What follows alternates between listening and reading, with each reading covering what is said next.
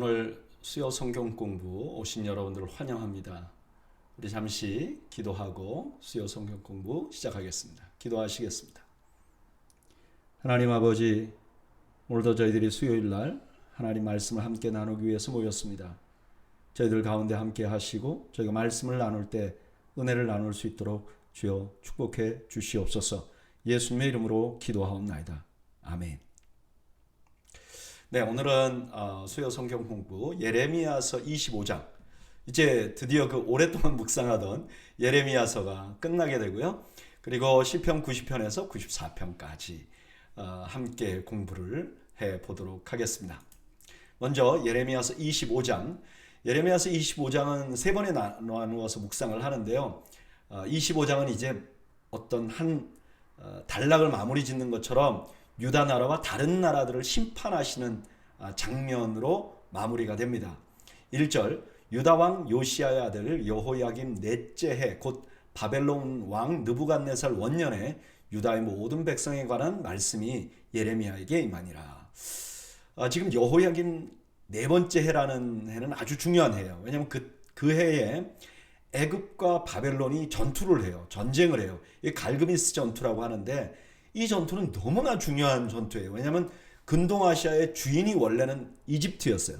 그런데 바벨론으로 바뀌어버리는 그런 아주 중요한 시기였거든요.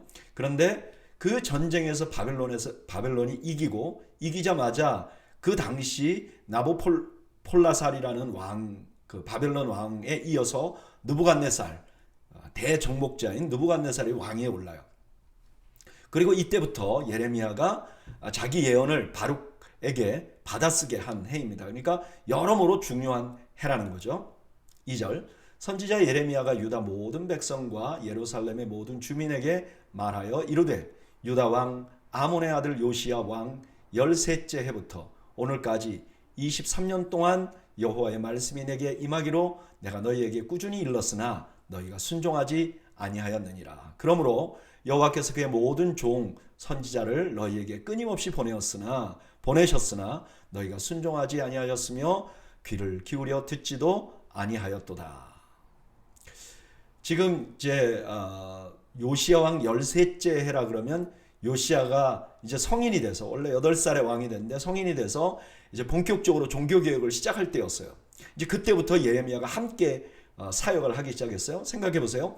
왕이 지금 하나님 앞으로 돌아오자고 얘기하고 그 다음에 예레미야 같은 걸출한 선지자도 돌아오라고 얘기를 했어요. 그리고 심지어 많은 선지자들이 이때 하나님의 말씀을 전하면서 돌아오라고 했어요. 그런데 그들이 순종하지 않았어요. 이스라엘 백성들이 순종하지 않았다는 거예요. 5절, 그가 이르시기를 너희는 각자 악한 길과 악행을 버리고 돌아오라. 그리하면 나 여호와가 너희와 너희 조상에게 영원부터 영원까지 준 그 땅에 살리라. 너희는 다른 신을 따라다니며 섬기거나 경배하지 말며 너희 손으로 만든 것으로서 나의 노여움을 일으키지 말라. 그리하면 내가 너희를 해하지 아니하리라 하였으나. 하나님께서 계속해서 기회를 주고 계시는 거죠. 끝까지 기회를 주신 거예요. 악한 길에서 돌아오면 너희들에게 이 땅에서 영원히 살게 해주겠다라고 약속을 했는데 그들이 돌아오지 않은 거죠. 7절, 너희가 내 말을 순종하지 아니하고 너희 손으로 만든 것으로서 나의 노여움을 일으켜 스스로 해하였느니라. 여호와의 말씀이니라. 그러므로 만군의 여호와께서 이와 같이 말씀하시느니라. 너희가 내 말을 듣지 아니하였느니라. 이스라엘 백성들이 끝까지 하나님 말씀 안 들은 거죠. 유다 백성들이. 근데 그걸 뭐라 그러냐면 자해하는 거라 그래요. 여러분, 하나님을 노엽게 하는 거는 스스로 자기를 해하는 거랄까 똑같다는 거예요. 무슨 말인지 아시겠죠? 9절, 보라 내가 북쪽 모든 종족과 내 종 바벨론의 왕 느부갓네살을 불러다가 이 땅과 그 주민과 사방 모든 나라를 쳐서 진멸하여 그들을 놀램과 비웃음거리가 되게 하며 땅으로 영원한 폐허가 되게 할 것이라. 여호와의 말씀이니라. 내가 그들 중에서 기뻐하는 소리와 즐거워하는 소리와 신랑의 소리와 신부의 소리와 맷돌 소리와 등불 빛이 끊어지게 하리니. 바벨론을 동원해서 유다뿐만 아니라 그 주변에 있는 나라들까지 다 치게 될 것인데, 특별히 유다가 망하는 것 때문에 주변 사람들이 그들을 비웃을 것이라는 거예요. 이게 분명하게 이런 일이 일어날 거라는 걸 더 강조하는 것이죠. 그런데 그 하나님의 징계의 도구로 사용되는 느부갓네살을 종이라고 해요. 하나님의 종. 이거는 하나님의 종이, 이 하나님의 종이라는 말은 하나님 앞에 쓰임 받았다는 거지, 이게 하나님을 따르는 자라 그런 뜻은 아닙니다. 어쨌든 이 느부갓네살이 쳐들어왔을 때 이제 예루살렘에는 기쁨이 없어질 거예요. 12절. 이 모든 땅이 폐허가 되어 놀랄 일이 될 것이며 이 민족들은 70년 동안 바벨론의 왕을 섬기리라. 여호와의 말씀이니라. 70년이 끝나면 내가 바벨론 왕과 그의 나라와 갈대아 땅을 그 죄악으로 말미암아 벌하여 영원히 폐허가 되게 하되. 이제 너희가 포로로 잡혀가면 그 기한이 70년이라고 못 박아요. 여러분, 이건 어떻게 보면 지금 당장 이 말씀을 듣는 사람들에게 보면 이건 절망이죠. 그러나 이 말씀을 아는 사람들에게는 희망이 되는 거예요. 그래서 사실 다니엘은 이 말씀을 보고 그 희망을 갖게 되고, 후에 있는 유다인들은 이 말씀 때문에 소망을 가져요. 그리고 또 여기에 놀라운 말씀을 하세요. 그것은 무엇이냐면 징계가 끝나면 바벨론도 벌할 거라는 거예요. 그러니까 바벨론이 최강이기 때문에 이런 일을 하는 게 아니고 하나님이 그냥 사용하시는 거다, 이렇게 말씀하시는 거죠. 13절. 내가 그 땅을 향하여 선언한 바 곧 예레미야가 모든 민족을 향하여 예언하고 이 책에 기록한 나의 모든 말을 그 땅에 임하게 하리라. 그리하여 여러 민족과 큰 왕들이 그들로 자기를 섬기게 한 것이 아니나 나는 그들의 행위와 그들의 손이 행한 대로 갚으리라. 바벨론이 또 다른 나라들의 종이 될 거라고 예언을 해요. 그리고 왜 그렇게 되느냐? 그들이 행한 대로 갚을 것이기 때문에. 그러니까 유다를 바벨론이 쳐서 70년 동안 다스릴 거예요. 근데 그 이후에 바벨론이 그동안 했던 그런 죄악들 때문에 결국은 바벨론도 징계를 받을 것이라, 벌을 받을 것이라고 지금 말씀하고 있는 것입니다. 여러분, 이 예레미야서 25장 1절부터 14절을 보면요, 지금 유다 입장에서는 굉장히 비참한 일이에요. 이제 너희가 망할 거라는 걸 완전히 확증하는 거예요. 그런데 가만히 이 말씀을 보면 유다만 그렇게 하는 것이 아니라 바벨론도 그렇게 한다는 거예요. 여러분, 바벨론은 그 당시 최강의 국가였어요. 그런데 그 바벨론조차도 하나님의 통치 아래에 있다는 거예요. 지금 예레미야서 25장 1절부터 14절까지가 강조하는 게 이거예요. 하나님이 온 세상의 통치자다. 하나님은 공의로 세상을 다스리고 계신다.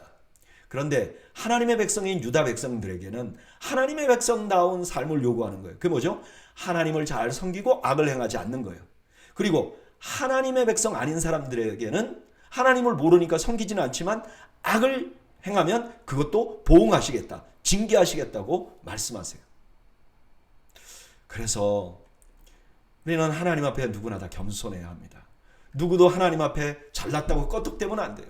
하나님 앞에 겸손해야 됩니다. 하나님은 온 세상의 통치자시고 전능하신 하나님이시기 때문입니다. 저는 오늘 수요 성경 공부하신 여러분들이 하나님께 복종하고 순종하는 여러분들이 되시기를 주님의 이름으로 축원합니다. 15절. 이스라엘의 하나님 여호와께서 이같이 내게 이르시되 너는 내 손에서 이 진노의 술잔을 받아가지고 내가 너를 보내는 바 그 모든 나라로 하여금 마시게 하라. 그들이 마시고 비틀거리며 미친 듯이 행동하리니 이는 내가 그들 중에 칼을 보내었기 때문이니라 하시기로. 여기 진노의 잔이라는 거는 이제 사람들에게 이미 다 알려진 거예요. 그 당시 사람들에게. 여러분, 포도주는 이제 붉잖아요. 붉은색이잖아요. 근데 그게 이제 입으로 마시면 이제 붉은색이 묻는 거죠. 이게 마치 피를 마시는 듯한 모습이 되잖아요. 그래서 그 하나님 앞에 그 진노의 술잔, 이거는 징계를 받는다, 재앙을 받는다, 이런 표현으로 사용된 말이에요. 근데 지금 예레미야에게 진노의 술잔을 받아가지고 모든 나라로 마시게 하라, 이렇게 말해요. 이건 모든 나라로 이 예언을 알게 하라, 이 진노의 예언을 알게 하라 하는 말씀하고 똑같은 거죠. 그리고 여기 술 취한 모습은 마치 전쟁에서 칼로 막 이렇게 싸우다가 죽으면 막 비틀비틀 거리는 게 그게 술 취한 모습과 같은, 그렇게 비유로 지금 말씀하고 있는 것이죠. 17절.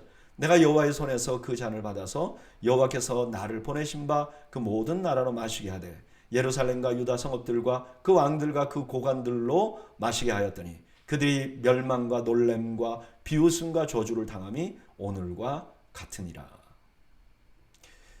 지금 예레미야를 통해서 예언한 예언이 먼저는 예루살렘과 유다에 전해지고요. 그리고 그들이 징계를 당할 거예요.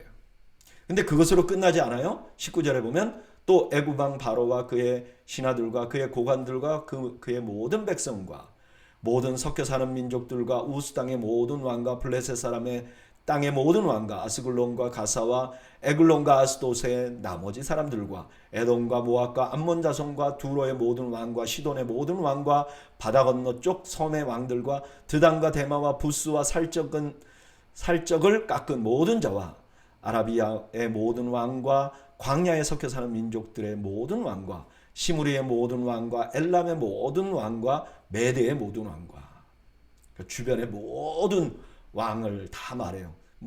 이게 어느 지역인지 알만한 것도 있고 잘 모르겠는 것도 있어요. 특별히 그 시무리라는 곳은 어딘지 잘 모릅니다. 그러나 어쨌든 그 주변의 모든 나라가 다 징계를 받을 것이에요. 26절 북쪽 원근의 모든 왕과 지면에 있는 세상의 모든 나라로 마시게 하라. 세삭 왕은 그 후에 마시리라. 너는 그들에게 이르기를 만군의 여호와 이스라엘의 하나님의 말씀에 너희는 내가 너희 가운데 보내는 칼 앞에서 마시며 취하여 토하고 엎드려져 다시는 일어나지 말아라 하셨느니라. 여기 세삭은 바벨론 왕일 것이라고 생각해요. 그러니까 맨 마지막에 누가 징계를 받느냐? 바벨론이 받을 것이라는 거예요. 28절 그들이 만일 내 손에서 잔을 받아 마시기를 거절하거든 너는 그들에게 이르기를 만군의 여호와께서 말씀하시기를 너희가 반드시 마셔야 하리라. 보라 내가 내 이름으로 일컬음을 받는 성에서부터 재앙 내리기를 시작하였은즉 너희가 어찌 능히 형벌을 면할 수 있느냐. 면하지 못하리니 이는 내가 칼을 불러 세상의 모든 주민을 칠 것임이라 하셨다 하라. 만군의 여호와의 말씀이니라. 이게 어떤 사람들이 마시기를 거절한다. 이거는 심판을 안 받기를 원한다. 이렇게 말할 수 있다는 거예요. 그러나 거절할 수 없다는 거예요. 왜요? 만군의 여호와 세상을 통치하시는 하나님께서 자기의 나라, 자기가 사랑하는 나라, 자기와 언약을 맺은 나라도 지금 재앙을 내려셨어요. 그런데 다른 나라를 봐준다? 그럴 리가 없다는 거예요. 25장 15절에서 29절까지는 누구도 하나님의 진노를 피할 수 없다는 걸 강조합니다. 근데 그 가운데 이렇게 말해요. 보라 내가 내 이름으로 일컬음을 받는 성에서부터 재앙을 내리기 시작하셨은즉 너희가 어찌 능히 형벌을 면할 수 있겠느냐. 자기 백성을 아끼지 않으신 분이 이방인들도 당연히 징계할 것이라는 거예요. 저는 이 말씀을 묵상하면서 십자가가 생각이 났어요. 여러분 십자가는 한없는 사랑의 상징입니다. 그러나 또한 공의의 상징입니다. 아들이 잃을지라도 죄를 짊어지면 죽음으로 대가를 치루어야 해요. 근데 하나님의 아들이신 예수 그리스도도 십자가에 달리셨다면 누구도 예외가 될 수 없는 겁니다. 누구도 예외가 될 수 없는 거예요. 하나님의 진노가 임하기 시작하면 예외는 없습니다. 30절 그러므로 너는 그들에게 이 모든 말로 예언하여 이르기를 여호와께서 높은 데서 포효하시고 그의 거룩한 처소에서 소리를 내시며 그의 초장을 향하여 크게 부르시고 세상 모든 주민에 대하여 포도 밟는 자같이 흥겹게 노래하시리라. 요란한 소리가 땅끝까지 이름은 여호와께서 민족과 다투시며 모든 육체를 심판하시며 악인을 칼에 내어 주었습니다. 여호와의 말씀이니라.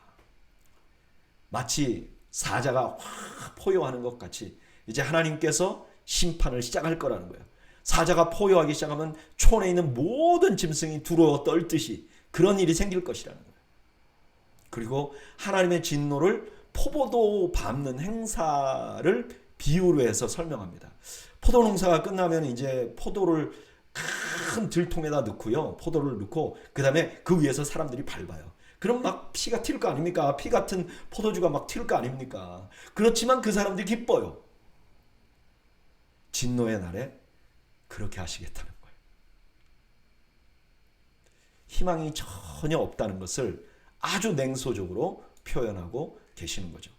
32절 만군의 여호와께서 이와 같이 말씀하시느니라. 보라 재앙이 나서 나라에서 나라에 미칠 것이며 큰 바람이 땅 끝에서 일어날 것이라. 그날에 여호와에게 죽임을 당한 자가 땅 이 끝에서 땅 저 끝에 미칠 것이나 그들을 위하여 애국하는 자도 없고 시신을 거두어 주는 자도 없고 매장하여 주는 자도 없으리니 그들은 지면에서 분토가 되리로다. 바벨론을 사용해서 하나님이 심판을 하고 계십니다. 그런데 그 바벨론으로 인한 심판이 하나님께서 하시는 심판, 누구도 도와줄 수 없는 심판이라는 것을 다시 한번 강조해 줘요. 34절, 너희 목자들아 외쳐 애곡하라. 너희 양떼 인도자들아 잿더미에서 뒹굴라. 이는 너희가 도살당할 날과 흩음을 당할 기한이 찼음인즉 너희가 귀한 그릇이 떨어진 같이 될 것이라. 목자들은 도망할 수 없겠고 양떼 인도자들은 도주할 수 없으리로다. 목자들이 부르짖는 소리와 양떼 인도자들이 애곡하는 소리여 여호와가 그들의 초장을 황폐하게 함이로다. 지금 백성의 지도자들에게 이 말 상황을 설명을 하는데요. 그들이 절대로 도주할 수 없다는 거예요. 그들은 도주할 수 없을 뿐더러 그들이 다스리던 나라가 완전히 황폐해질 것이라는 거예요. 37절, 평화로운 목자들이 여호와의 진노하시는 열기 앞에 적막하게 되리라. 그가 젊은 사자같이 그 굴에서 나오셨으니 그 호통치는 분의 분노와 그의 극렬한 진노로 말미암아 그들의 땅이 폐허가 되리로다 하시니라. 심판 결과 이제 적막하게 되고 폐허가 될 것이라는 거예요. 하나님께서는 심판의 대상을 지도자들로 삼고 있어요. 먼저는 자기들이 심판을 받고 그 다음에 자기들이 나라가 폐허가 되는 고통을 겪게 될 것이라는 것. 보통 사람들은 자기가 당하는 것만 당하는데 리더들은 그들이 사랑하고 이끌거든 자들이 폐허가 되는 것을, 그들의 재산이 폐허가 되는 것을 보게 된다는 거예요. 저는 이 말씀 묵상하면서 야고보서 말씀이 생각이 나더라고요. 내 형제들아 너희는 선생된 우리가 더 큰 심판을 받을 줄 알고 선생이 많이 되지 말라. 지도자가 된다는 것은 너무 중요하고 책임이 큰 것 같아요. 저는 어려서부터 목회자의 길을 갔고 또 매우 젊은 나이에 담임 목사가 됐죠. 근데 이 목회자의 책임이라는 게 너무 큰 것 같아요. 그래서 항상 두려운 마음이 있습니다. 그래서 여러분, 교회 리더가 되는 목사들을 위해서 여러분 기도해 주세요. 우리가 올바로 서야 합니다. 그래야 교회가 든든히 서가고 또한 하나님의 백성들이 건강하게 되는 것이죠. 지도자가 잘못된 방향으로 가게 되면 온 성도들의 신앙이 다 흔들흔들 거리는 거예요.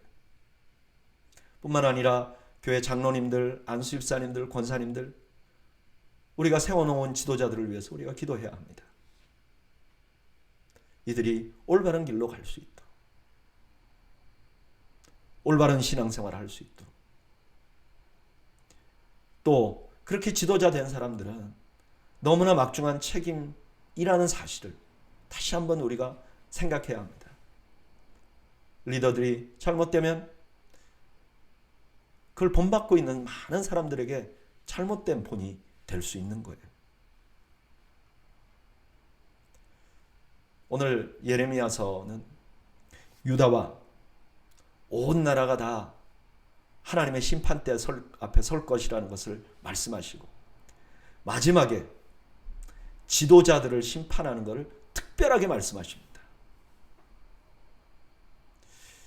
이것이 지도자가 그만큼 중요하다는 것을 다시 한번 강조하고 있는 것 같아요. 오늘 수요 성경 공부 나오신 여러분들 중에 교회 안에 리더가 되신 분들은 삼가 조심하시기 바랍니다. 중요한 이 놀라운 또 이렇게 큰 책임감을 다시 한번 생각해 보시기 바랍니다.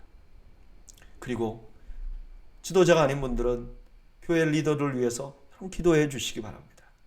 이들이 올바로 설 수 있도록 기도해 주시기 바랍니다.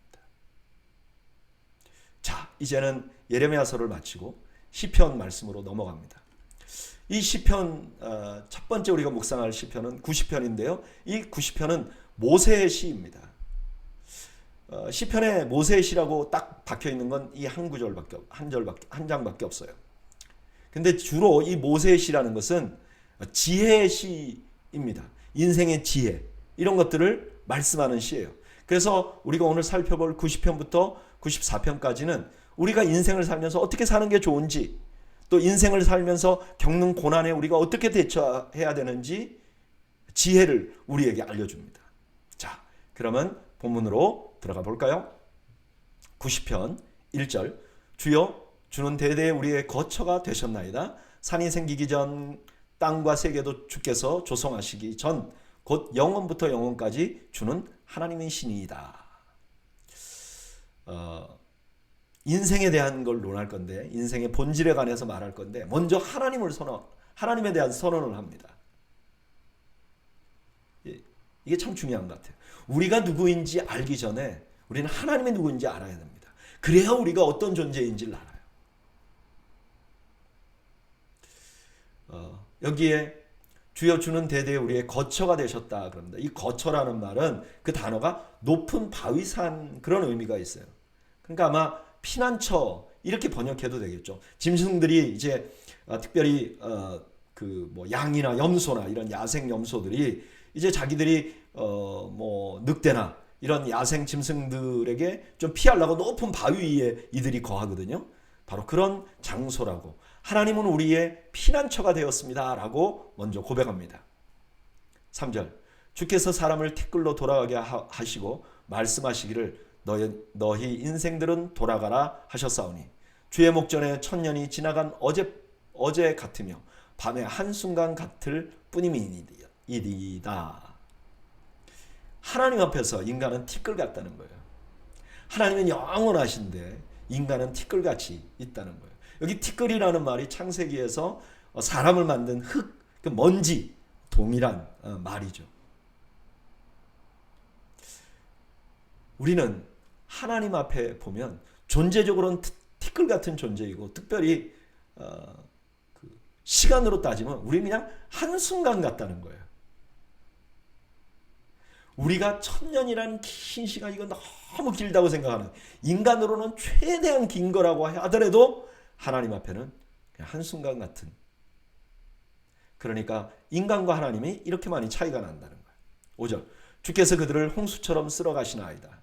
그들은 잠깐 자는 것 같으며 아침에 돋는 풀 같은 이이다. 푸른 아침에 꽃이 피어 자라다가 저녁에는 시들어 마르나이다. 하나님 앞에 비하면 우리가 그냥 홍수가 쓰러지는 것 같이 그냥 순간이라는 거예요. 하나님 앞에 인간은 인간들 앞에 하루살이 풀같이 그렇게 보인다는 거예요. 우리 하루살이 풀이 뭐 그 막 소중하다, 뭐 그것이 영원하다 이렇게 생각하는 사람 없잖아요. 그냥 하루 지나면 없어질 거라 이렇게 생각하는 것처럼 우리가 하나님 앞에 그런 존재라는 거예요. 이렇게 연약하기 때문에 하나님의 진노 앞에 서면 그냥 다 소멸되어 버릴 존재예요. 7절, 우리는 주의 노에 소멸되며 주의 분내심에 놀라나이다. 주께서 우리의 죄악을 주의 앞에 놓으시며 우리의 은밀한 죄를 주의 얼굴빛 가운데 두셨사오니. 왜 우리가 하나님 앞에 진노 앞에 서는가? 이유는 하나님이 우리 죄를 다 알고 계시기 때문이라는 거예요. 여러분, 두려운 일이죠. 하나님이 우리의 모든 죄악을 안다는 거예요. 9절, 우리의 모든 날이 주의 분노 중에 지나가며 우리의 평생이 순식간에 다하였나이다.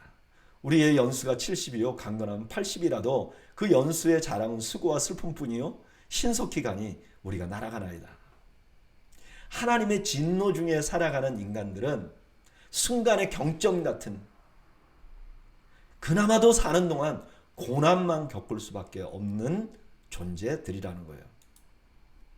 11절, 누가 주의 노여움의 능력을 알며 누가 주의 진노의 두려움을 알리이까? 우리에게 우리날 계수함을 가르치사 지혜로운 마음을 얻게 하소서.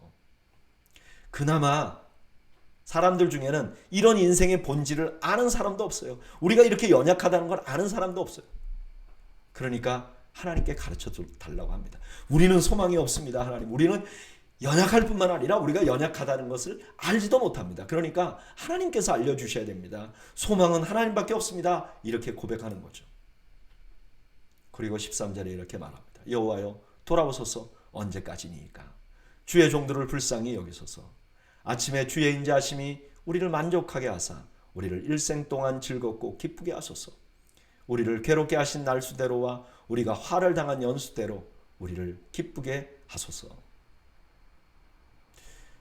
이제 이 시가 왜 써졌는지 여기서부터 배경을 알 수 있는 거예요. 시인은 지금 고난을 당하고 있어요. 근데 고난을 당하는 이유가 뭐냐? 자신들의 죄 때문이에요. 그런데 이제 소망은 뭐냐? 이 죄가 없어지지 않잖아요. 그러니까 하나님께서 오셔서 불쌍히 여겨주는 것밖에 소망이 없다는 거예요. 그러면서 이렇게 말해요. 하나님의 인자하심은 오늘 피었다지는 꽃과 얼마나 다릅니까? 하나님 늘 변함없으신 하나님. 그 하나님을 우리가 기대합니다. 돌아와 주십시오. 이렇게 간구하는 것이죠. 16절 주께서 행하신 일을 주의 종들에게 나타내시며 주의 영광을 그들의 자손에게 나타내소서. 주 우리 하나님의 은총을 우리에게 내리게 하사 우리의 손이 행한 일을 우리에게 경고하게 하소서. 우리의 손이 행한 일을 경고하게 하소서. 하나님의 간섭하심을 간구합니다. 지금 시인은요, 무언가를 재건하려고 노력해요. 그런데 그것에 주님의 은총을 부어달라고 고백합니다. 내가 하는 노력은 아무것도 아니라는 거예요. 내가 지금 이 고난을 벗어나보려고 하는 노력 아무것도 아니라는 거예요. 왜냐하면 나는 너무 연약하기 때문에, 풀이기 때문에 그렇다는 거예요. 하나님의 은총이 없으면 순식간에 없어질 것이기 때문에 그렇다는 거예요. 그러니까 자기가 하는 모든 노력에 하나님께서 은총을 부어달라고 지금 간구하고 있는 것입니다. 여러분, 시편 90편은 하나님의 종 모세가 그가 일생 하나님을 섬기면서 가진 지혜를 우리에게 알려주는 것입니다. 그 지혜의 핵심 뭐죠? 우리가 얼마나 보잘것없는 존재인지 하나님이 잊지 않게 되기를 원합니다. 그리고 하나님의 은혜를 구합니다. 그리고 지금 하고 있는 모든 일에 하나님의 은혜가 없이는 아무것도 아닙니다. 라고 고백하는 거죠. 여러분, 그런 것 같아요. 저도 제가 살아온 인생을 좀 돌아보면 진짜 하나님의 은혜가 없이는 아무것도 아닌 것 같아요. 그리고 지금 내가 하고 있는 일도 하나님의 은혜를 베풀어 주시지 않으면 아무것도 남는 게 아닌 것 같아요. 그래서 저는 오늘 이 시편을 준비하면서 이 시인과 같이 고백합니다. 주님, 제가 지금 토웨이 교회에서 사역하고 있습니다. 그래도 내 나름대로는 최선을 다하고 있는데 이거 내가 행한 일로는 아무것도 아닙니다. 하나님께서 은총을 베풀어 주셔야 합니다. 저는 여러분들 모두가 그런 고백을 함께 드렸으면 좋겠어요. 우리 모두가 무언가를 하고 있잖아요. 우리가 가정을 이루어서 자녀를 키우고 있잖아요. 우리가 사업을 하고 있잖아요. 우리가 인생으로서 나름대로 살아오면서 뭔가 의미 있는 일을 해왔잖아요. 근데 거기에 하나님의 은혜가 부어지지 않으면 아무것도 아니게 된다는 거예요. 허무한 일이 된다는 거예요. 한순간에 없어지는 정말 흔적도 안 남는 일이 된다는 거예요. 하나님의 은총이 있어야 된다는 거예요. 저는 오늘 여러분들이 저와 함께 이 시편 90편 앞에서 동일한 고백을 하시기를 주님의 이름으로 축원합니다. 하나님, 내가 하는 일에 하나님의 은총을 부어 주시옵소서. 이제 91편은요 시편 90편과 연관됩니다. 여러분, 시편은요 각자 지은 저자가 다르고 또 시대가 달라요. 그래서 다른 성경과 같이 이렇게 연결되지 않습니다. 근데 이 시편을 150편을 이렇게 모으신 분이 조금 앞뒤로 그런 의미가 연결되도록 조금 이렇게 됐어요. 그래서 우리가 90편과 91편은 모종의 연결이 있는 거예요. 시편 90편에 뭐라고 그러죠? 하나님 우리를 도와주십시오 그렇게 말해요. 근데 91편에는 하나님 우리를 보호해 주십시오 이렇게 이야기합니다. 자, 1절 지존자의 은밀한 곳에 거주하며 전능자의 그늘 아래 사는 자여. 지금 시인은 하나님을 지존자라고 부르고 전능자라고 부릅니다. 이 전능자라는 말은 지존자라는 말은 하나님께서 족장들에게 알려주신 이름이죠. 그런데 여기 지존자라는 이 말의 그 의미 안에는 산이라는 의미가 있어요. 그러니까 지금 어떤 그 보호처, 하나님이 자기를 보호하고 있는 보호처, 그렇게 말할 때 산이라는 의미가 있는 거예요. 거기다가 은밀한 곳이라는 것은 성전 내부를 의미하는 것입니다. 그러면 지금 이게 뭐 말하는 건지 조금 알 수 있죠. 예루살렘은 산입니다. 그리고 그 안에 성전이 있죠. 그러니까 하나님을 섬기는 자들, 하나님의 보호 아래 있는 자들이라는 의미가 자연스럽게 되는 거죠. 자, 바로 그런 하나님을 믿고 하나님의 은혜 아래 사는 자들이라고 시작하고 2절, 나는 여호와를 향하여 말하기를 그는 나의 피난처요 나의 요새시요 내가 의뢰하는 하나님이라 하리니 이는 그가 너를 새 사냥꾼의 올무에서와 심한 전염병에서 건지실 것이미로다. 하나님께서 올무와 전염병에서 지켜주시길 거기 때문에 하나님이 피난처나 요새로 부를 수밖에 없다는 거예요. 누가? 하나님을 섬기는 자들은. 4절, 그가 너를 그의 깃으로 덮으시니 내가 그의 날개 아래 피하리로다. 그의 진실함은 방패와 손방패가 되시나니 너는 밤에 찾아오는 공포와 낮에 날아드는 화살과 어두울 때 퍼지는 전염병과 밝을 때 닥쳐오는 재앙을 두려워하지 아니하리로다. 지금 하나님께서 그 자신을 어떻게 해주는, 하나님의 백성들을 어떻게 하는가? 독수리가 자기 새끼를 지키시는 모습으로 하나님께서 모든 적으로부터 보호해 주실 거라. 이렇게 지금 그려나가고 있는 것이죠. 7절, 1000명이 내 왼쪽에서 10,000명이 내 오른쪽에서 엎드려지나 이 재앙이 내게 가까이 하지 못하리로다. 오직 너는 똑똑히 보리니 악인들의 보응을 내가 보리로다. 하나님께서 보호해 주시면 주위에 있는 사람들이 다 망해도 하나님의 백성들은 보호를 받을 거라는 거예요. 그리고 뿐만 아니라 악인들은 하나님께서 또 그들을 공격할 거라는 거예요. 하나님께서 그들에게 재앙을 내릴 것이라는 거예요. 보응을 받게 될 것이라는 거예요. 9절, 내가 말하기를 여호와는 나의 피난처시라 하고 지존자를 너의 거처로 삼았으므로 화가 내게 미치지 못하며 재앙이 내 장막에 가까이 오지 못하리니 그가 너를 위하여 그의 천사들을 명령하사 내 모든 길에서 너를 지키게 하심이라. 그들이 그들의 손으로 너를 붙들어 발이 돌에 부딪히지 아니하게 하리로다. 내가 사자와 독사를 밟으며 젊은 사자와 뱀을 발로 누르리로다. 하나님께서는 이렇게 그 백성들을 보호하는데 어떻게 보호하시는가? 천사를 동원해서 그들을 지킨다는 거예요. 천사를 동원해서. 그런데 여기 이 말씀을 사탄이 예수님을 시험하는 데 사용해요. 어떻게 하는가? 예수님 보고 성전에서 뛰어내리라 그러죠. 그러면 너의 발을 하나님께서 보호해 주실 것이다. 이렇게 말해요. 네가 하나님의 아들이면 너 발을 보호하시는 하나님을 경험하게 될 것이야. 증명해봐. 이렇게 말하죠. 여러분, 이 말씀은 분명히 하나님의 말씀이지만 이 하나님의 말씀을 자의로 해석하고 자기를 드러내는 용도로 사용하면 그게 사탄인 거예요. 잊지 마십시오. 하나님의 말씀을 자의로 해석하고 자기를 드러내는 데 사용하면 그게 악한 자예요. 그게 사탄이에요. 14절, 하나님이 이르시되 그가 나를 사랑한즉 내가 그를 건지리라. 그가 내 이름을 안즉 내가 그를 높이리라. 그가 내게 간구하리니 내가 그에게 응답하리라. 그들이 환난 당할 때에 내가 그들과 함께하여 그를 건지고 영화롭게 하리라. 내가 그를 장수하게 함으로 그를 만족하게 하며 나의 구원을 그에게 보이리라 하시도다.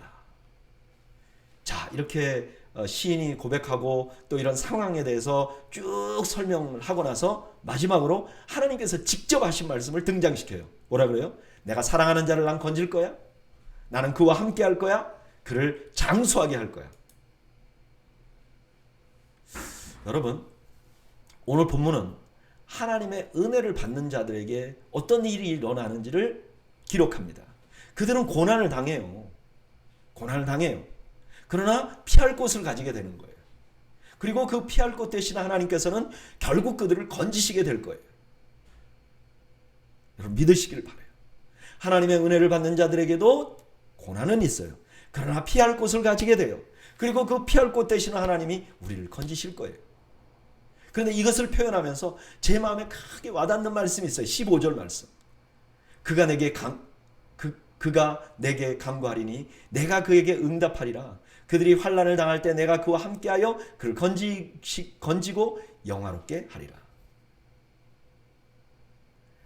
하나님 앞에 우리가 고난당했을 때 하나님께 간구하면 응답하겠다는 거예요. 그 응답이 어떻게 나타날 것이냐? 첫째는 함께 하시겠다는 거예요.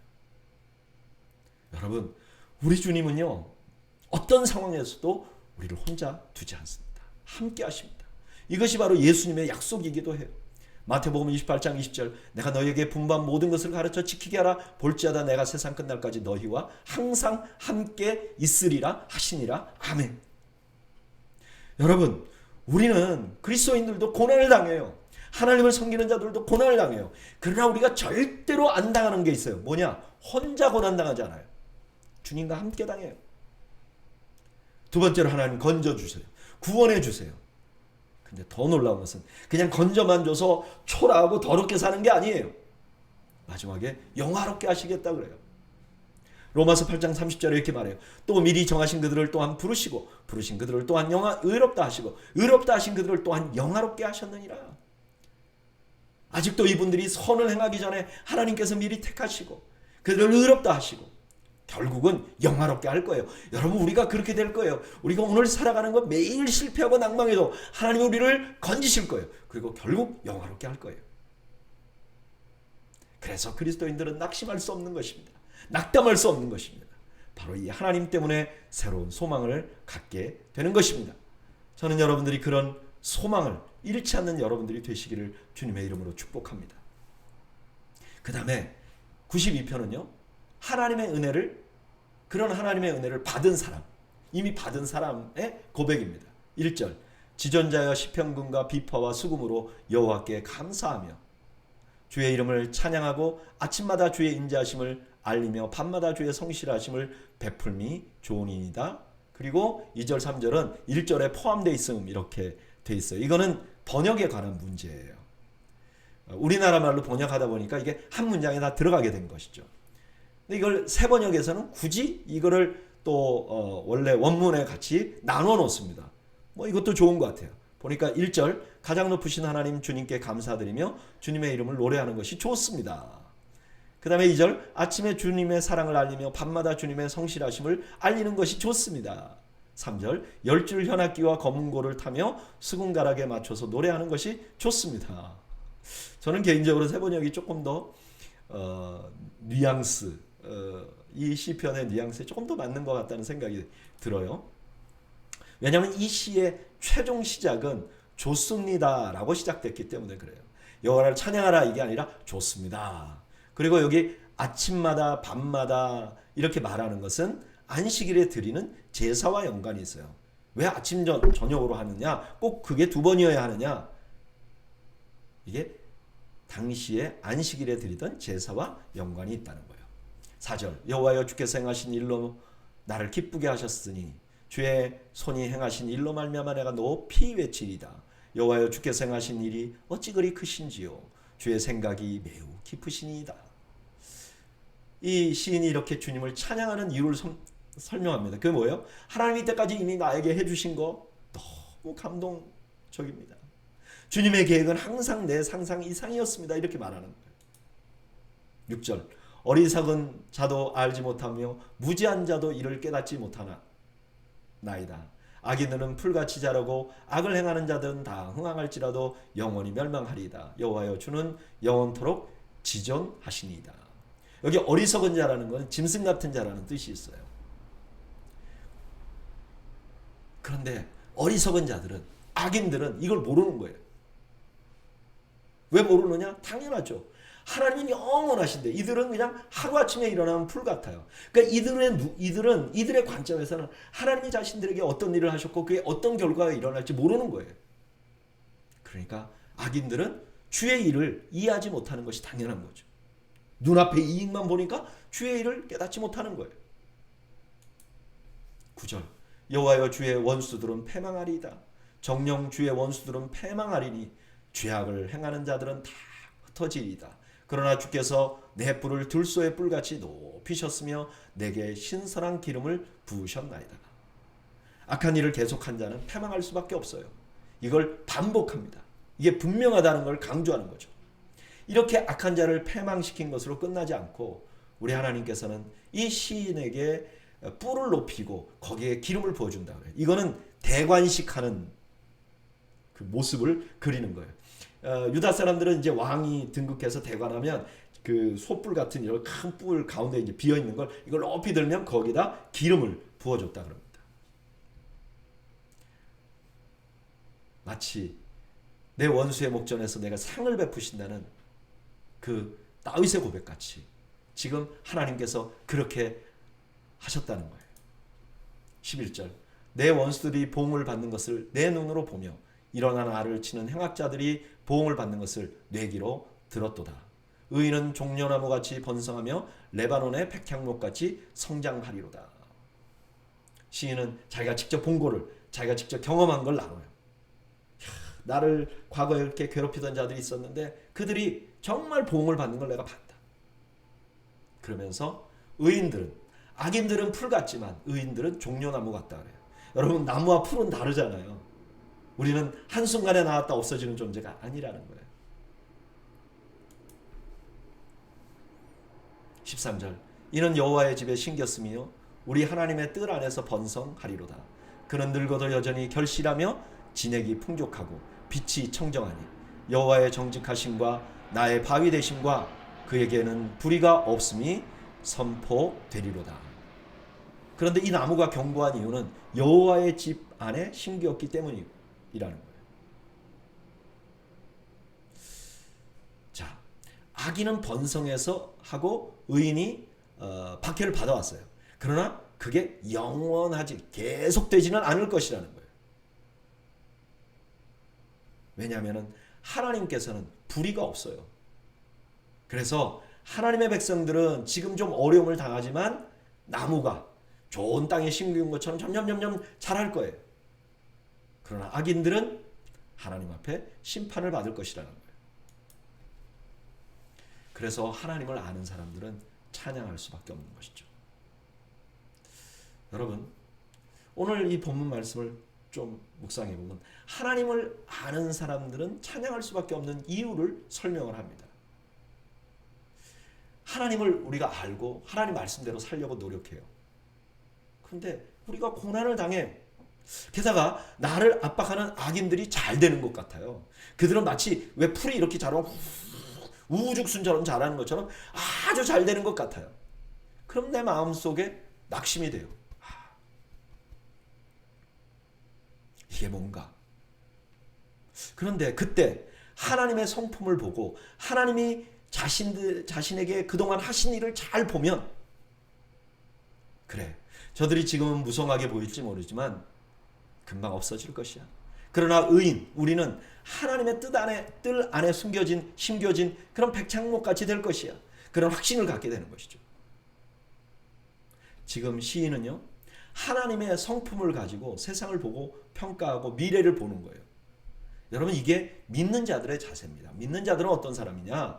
세상을 볼 때 하나님의 성품으로 세상을 바라보고 그들의 미래를 볼 수 있는 지혜를 가진 사람들이에요. 저는 이 말씀을 묵상하면서 나는 어떤 방법으로 세상을 보고 있는지 다시 한번 생각해 봅니다. 세상을 통해서, 세상에 일어나는 일을 통해서 하나님을 평가하는가? 아유, 왜 세상에 이렇게 불의가 많아? 하나님 도대체 뭐 하시는 거야? 왜 나에게는 고난이 많이 있어? 왜 하나님 나를 사랑하지 않는가 봐? 이렇게 평가하는 게 아니고, 그래, 하나님이 세상을 다 통치하고 계시고 의로우신 분이지, 저들이 지금 악을 행하고 잘 사는 것 같아도 결국 안 될 거야. 왜냐하면 하나님이 계시니까. 하나님이 내가 지금 고난을 당하고 어려워도 나는 괜찮아, 나는 잘 될 거야. 왜냐? 나는 언젠가 회복할 거야. 왜냐? 하나님 나를 사랑하시잖아.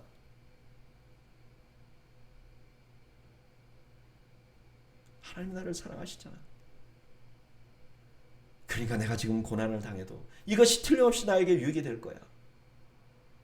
이렇게 믿는 거죠. 여러분 잘 생각해 보면요. 우상 숭배가 뭐죠? 우상을 섬기는 것과 하나님을 섬기는 게 뭐가 다르죠? 우상을 섬기는 건요. 나를 중심에 놓고 그 신들을 나를 위한 존재로 만들려고 해요. 나를 중심으로 놓고. 하나님을 섬기는 건 뭐죠? 하나님이 중심에 있고 우리가 그를 섬기는 거예요. 그러면 우상 숭배 중에 나타나는 현상 중에 하나가 뭐예요? 하나님을 내가 눈에 보는, 내가 판단하는 것으로 하나님을 계스하는 거잖아요. 하나님이 아무것도 안 하고 있는 거야. 이 상황을 보니까 하나님이 아무것도 안 하고 있는 거야. 이렇게 보는 것이잖아요. 이거야말로 우상 숭배잖아요.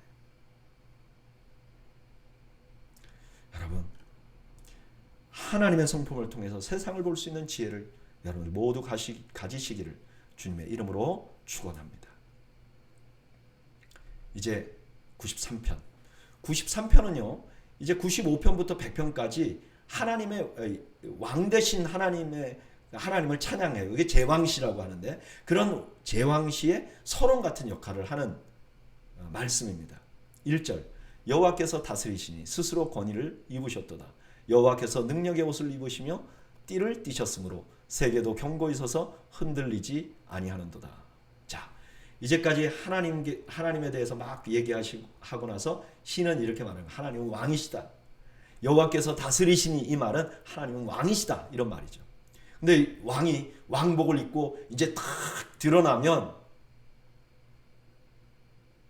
온 세상이 일사불란하게 그 왕에게 복종하듯이 지금 그런 상황을, 그런 그림을 지금 보여주고 있는 거죠. 하나님이 계시기 때문에 온 세상이 지금 이렇게 그래도 이렇게 돌아가고 있는 거야. 혼란에 빠지지 않고 있는 거야 라고 지금 선언하고 있는 것이죠. 2절 주의 보좌는 예로부터 견고히 섰으며 주는 영원부터 계셨나이다. 여호와여 큰 물이 소리를 높였고 큰 물이 그 소리를 높였으니 큰 물이 그 물결을 높이나이다. 그 하나님의 왕권은 지금 당장에 등극한 게 아니라 오래전부터 있었어요. 그러니까 세상이 굉장히 안정적인 거죠. 그런데 큰 물이 있었다고 그래요. 이 큰 물은 악이에요. 고대의 그 신화에 보면요, 항상 이 그 물은 바다는요, 그 최종적으로 큰 그 신의 치의 법권이었어요. 모든 신화에, 고대 근동 신화에도 마찬가지고. 그래서 사람들은 이렇게 생각해. 아, 저 그 컨트롤 안 되는 거, 우리가 어쩔 수 없는 거, 이런 거 꼭 물 같다, 큰 물결 같다 이렇게 표현을 했어요.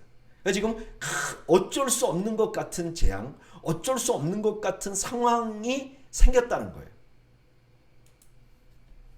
4절 높이 계신 여호와의 능력은 많은 물소리와 바다의 큰 파도보다 크니이다. 여호와여 주의 증거들이 매우 확실하고 거룩함이 주의 집에 합당하니 여호와는 영원 무궁하시리이다. 아멘. 그런데 시인이 한마디로 이렇게 말해요. 그 나에게 파도 같은 것, 나에게 몰려오는 모든 그런 어려움, 아무리 커도 하나님이 더 크시지. 하나님이 그 잠잠하게 하실 수 있지. 이걸 보여주신 분이 바로 예수님이시죠. 예수님께서 마태복음 8장 26절에 풍랑이는 것에서 막 두려워하고 있는 제자들에게 믿음이 작은 자들아 말씀하시고 바람과 바다를 꾸짖어 버려요. 그러니까 잠잠하게 돼요. 그러니까 사람들이 제자들이 저분이 누구냐? 누구긴 누구예요? 하나님이시지, 여호와이시지. 우리 하나님은요, 세상의 모든 문제보다 더 크신 분이십니다. 어떤 파도보다 크신 분이세요. 그런데 5절에 보면 그 파도를 어떻게 잠잠하게 하는가? 법으로 잠잠하게 한다는 거예요. 놀랍죠. 하나님이 사용하시는 방법은 말씀이라는 거예요.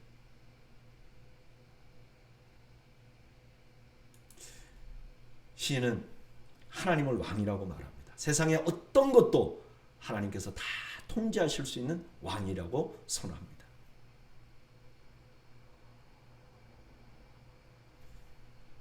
이 말씀을 좀 정리를 해보면 세상에 하나님이 통치해요. 그런데도 파도가 일어요. 악이 있어요. 그래서 우리 눈에 보면 저 파도가 통제되지 않는 것 같아요. 그러나 결국 하나님의 법에는 굴복하게 된다는 것을 말씀하고 있습니다. 저는 이 말씀 묵상하면서 저에게 개인적으로 일어났던 파도에 관한 생각이 좀 들더라고요. 저는 어려서부터 예수님 믿었고 또 평생 목회자로 살아왔습니다. 그런데도요, 저의 삶에 파도가 일어요. 제 마음속에도 파도가 일어요. 저 목회자들은 한 번도 흔들리지 않고 저렇게 정말 확신에 차 있는구나. 아니요, 저도 파도에 휘청거릴 때가 있어요. 어떤 때는 깊은 심연에 빠진 것 같은 그런 낙심을 할 때도 있어요. 근데 그때마다 제가 갈 수 있는 곳은 하나님의 말씀밖에 없었고, 말씀 앞에 서면요, 그 말씀이 제 마음 안에 일어나는 파도를 잠잠하게 해주셨어요.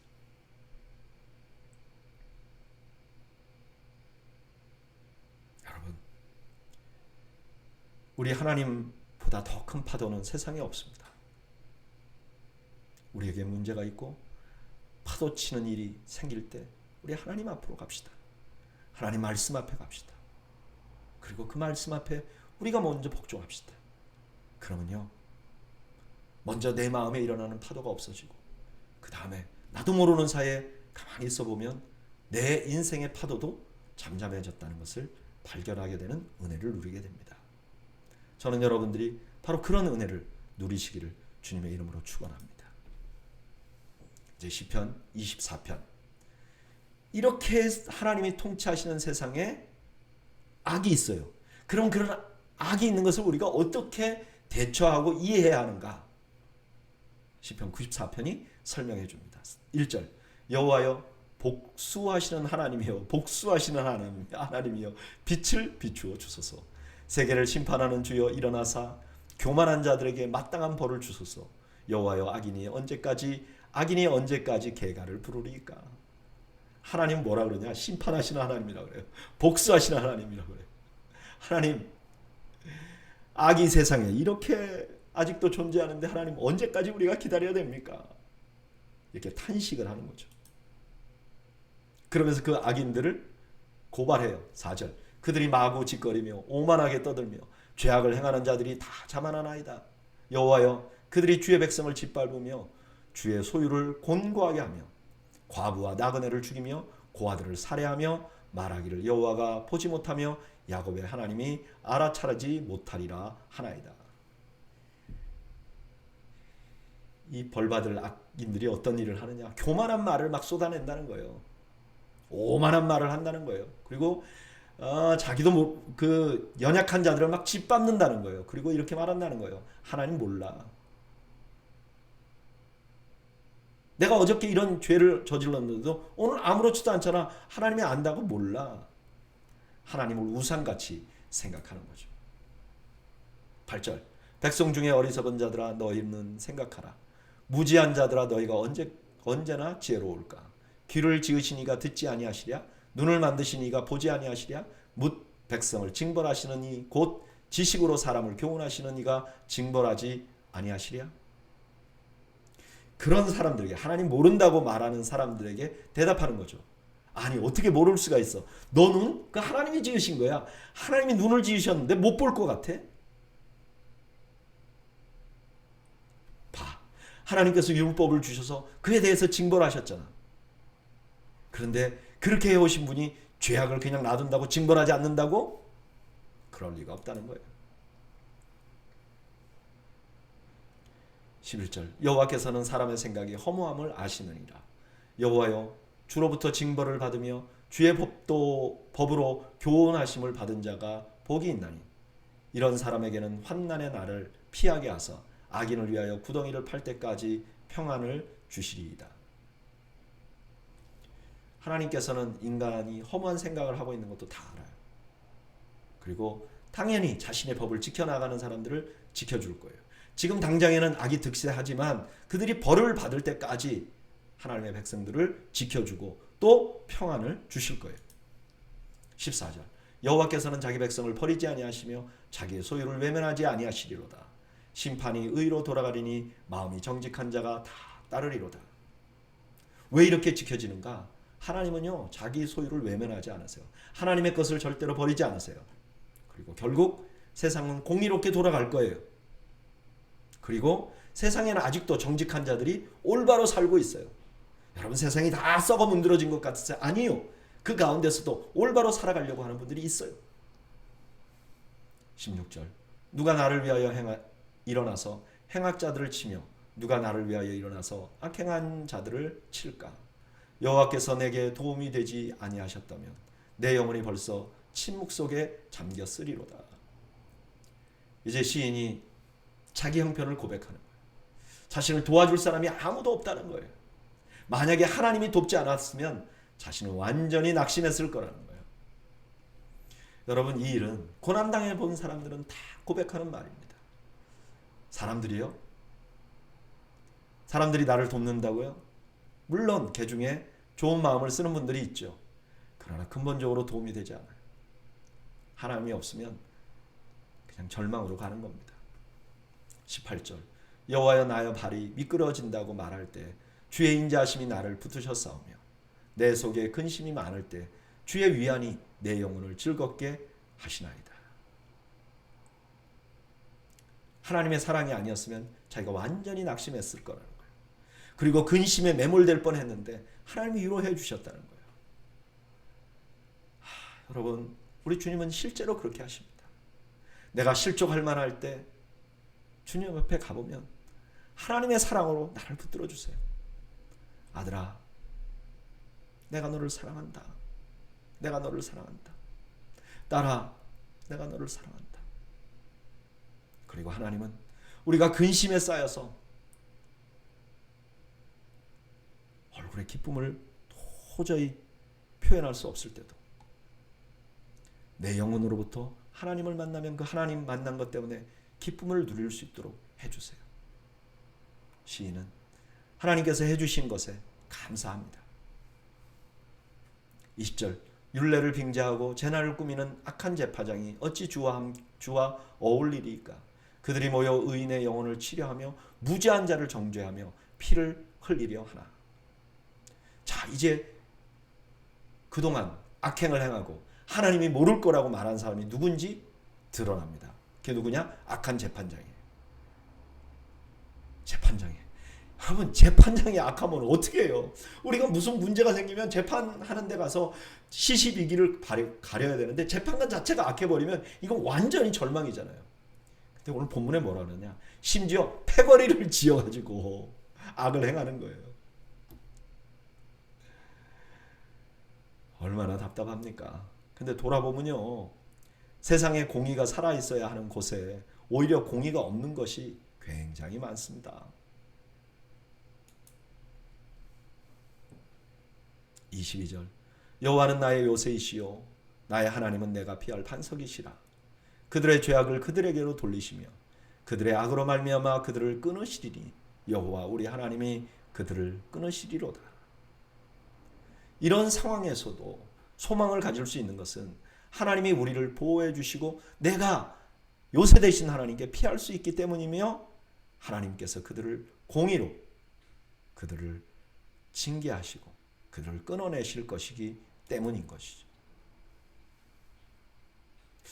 여러분, 악한 재판관들이 악한 무리와 결탁을 해서 선한 사람을 괴롭히는 경우에 누구도 도울 수 없습니다.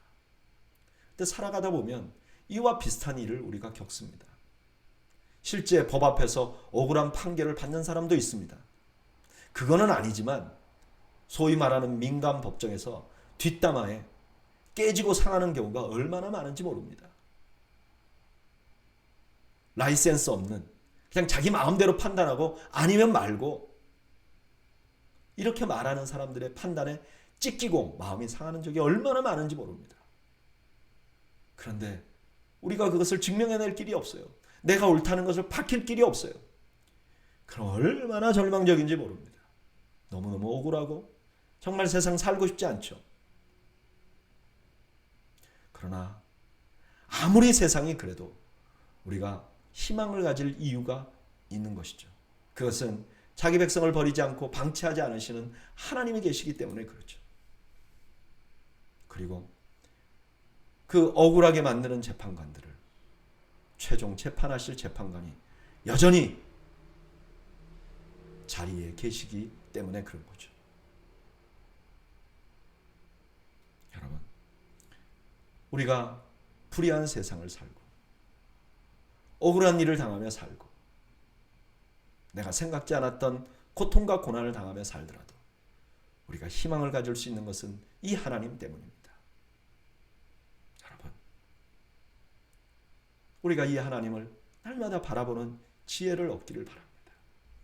이 하나님께로부터 눈을 떼버리면, 집중하지 않으면 우리는 너무나 쉽게 낙심할 수밖에 없고 낙심할 수밖에 없는 환경에 있고 우리는 너무 연약한 존재들입니다. 그러나 하나님을 바라보면 그 하나님의 사랑 때문에 다시 일어날 수 있고 하나님의 공의 때문에 다시 소망을 가질 수 있게 되는 줄로 믿습니다. 저는 오늘 수요 성경 공부 나오신 여러분들 바로 이 하나님을 바라보고 이 세상을 이겨나가며 절망 가운데서도 소망을 가지는 여러분들이 되시기를 주님의 이름으로 축원합니다. 기도하겠습니다. 하나님 우리 아버지, 악한 세상 속에서 우리가 살아갈 길은 오직 하나님밖에 없는 줄로 믿습니다. 하나님을 바라보고 하나님을 의지하고 하나님께 기대하는 것밖에 없는 줄로 믿습니다. 하나님, 우리의 피난처가 되어주시고 우리의 소망이 되어주셔서 감사합니다. 남은 생애를 주님 바라보고 살아가도록 주여 저희 모두에게 은혜와 자비를 베풀어 주시옵소서. 예수님의 이름으로 기도하옵나이다. 아멘. 여러분 감사합니다. 오늘 저녁에 여러분들의 가정에 하나님의 평강이 넘치시기를 주님의 이름으로 축원합니다. 감사합니다.